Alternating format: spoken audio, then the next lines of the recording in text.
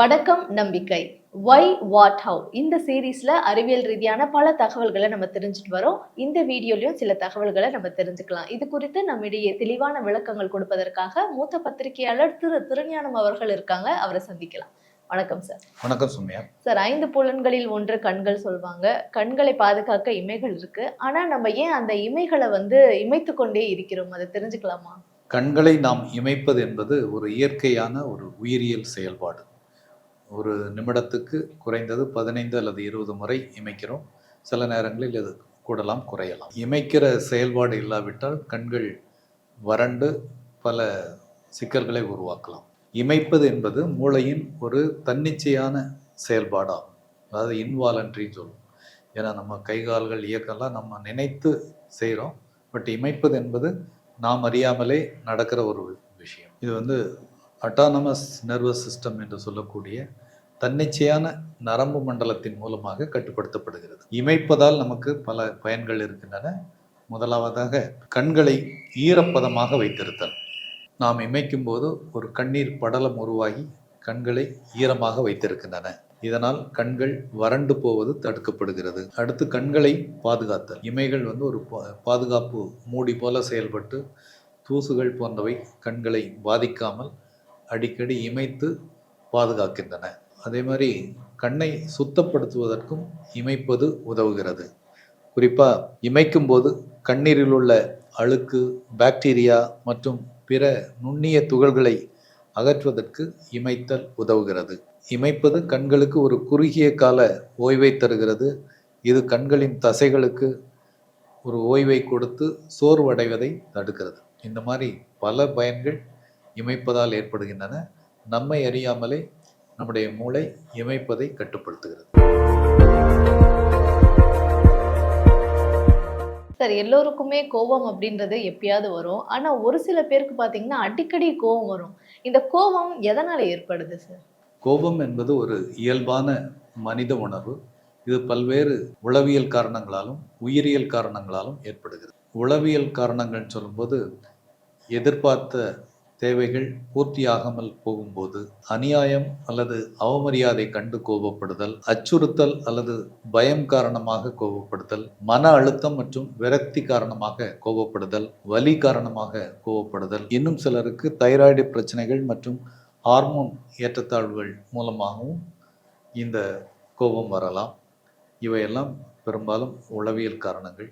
பயாலஜிக்கலாக என்ன நடக்குது அப்படின்னு பார்த்தீங்கன்னா, மூளையில் அமிக்டாலா அப்படிங்கிற பகுதி தான் கோபம் போன்ற உணர்ச்சிகளை கட்டுப்படுத்தும் ஒரு பகுதி. இந்த அமிக்டாலாங்கிற பகுதி ஒரு அச்சுறுத்தல் அல்லது அவமானம் போன்றவை எதிர்கொள்ளும் போது கோபத்தை தூண்டுகிறது. அதே மாதிரி அட்ரினலைன், கார்டிசால் போன்ற ஹார்மோன்கள் தூண்டப்பட்டு கோபத்தை தூண்டுகின்றன. அட்டானமஸ் நர்வஸ் சிஸ்டம், ஏஎன்எஸ், தன்னிச்சையான நரம்பு மண்டலம், இதுவும் சூழலை பொறுத்து அல்லது எதிர்வினைகளை பொறுத்து கோபத்தை தூண்டுவதில் ஒரு பங்காற்றுகிறது. இது போன்ற உளவியல் மற்றும் உயிரியல் காரணங்களால் தான் கோபம் ஏற்படுகிறது. அமிக்டாலா மற்றும் ஹார்மோன்கள் கோபத்தை தூண்டுவதில் முக்கிய பங்காற்றுகின்றன. ஆனாலும் கோபத்தை கட்டுப்படுத்துவதும் கோபத்தை ஆரோக்கியமாக வெளிப்படுத்துவதும் மனித உறவுகளை மட்டுமல்ல, உடல் நலத்தையும் பேணுவதற்கு அவசியமான விஷயம். சார், நம்ம உடல்லே நமக்கு தெரியாம நடக்கிற ஒரு விஷயம் உமிழ்நீர் ஃபார்ம் ஆயிட்டே இருக்கிறது தான். இந்த உமிழ்நீர் எப்படி ஃபார்ம் ஆகுது? அதனுடைய பயன்பாடுகள்லாம் என்ன சார்? இந்த உமிழ்நீர் பற்றி நிறைய பேர் குறைத்து மதிப்பிடுகிறோம். ஆனால் உண்மையில் உமிழ்நீர் என்பது உயிர்நீர் என்று நம்முடைய முன்னோர்கள் சொல்லி வச்சிருக்கிறாங்க. அந்த அளவு மிகுந்த பயன்கள் மிக்கது உமிழ்நீர். உமிழ்நீர் என்பது வாயில் உள்ள உமிழ்நீர் சுரப்பிகளால் உற்பத்தி செய்யப்படும் ஒரு திரவம். இது தண்ணீர், எலக்ட்ரோலைட்ஸ், மியூசின் மற்றும் என்சைம்ஸ் கொண்ட ஒரு கலவை. உமிழ்நீரில் 99% தண்ணீர் தான். மற்றவை அந்த 1% தான் என்சைம்ஸ், மியூசின், எலக்ட்ரோலைட்ஸ், பாக்டீரியா எதிர்ப்பு பொருட்கள், இவையெல்லாம் சேர்ந்து அனதர் 1%. உமிழ்நீர் உற்பத்தி நரம்பு மண்டலத்தால் கட்டுப்படுத்தப்படுகிறது. குறிப்பாக அட்டானமஸ் நர்வஸ் சிஸ்டம்னு சொல்கிறாங்க, ஏஎன்எஸ், சுயேட்சையான நரம்பு மண்டல செயல்பாடுகளின் மூலம் அது கட்டுப்படுத்தப்படுது. நம்முடைய வாயில் 3 முக்கிய உமிழ்நீர் சுரப்பிகளும் இன்னும் நூற்றுக்கணக்கான சிறு சுரப்பிகளும் உள்ளன.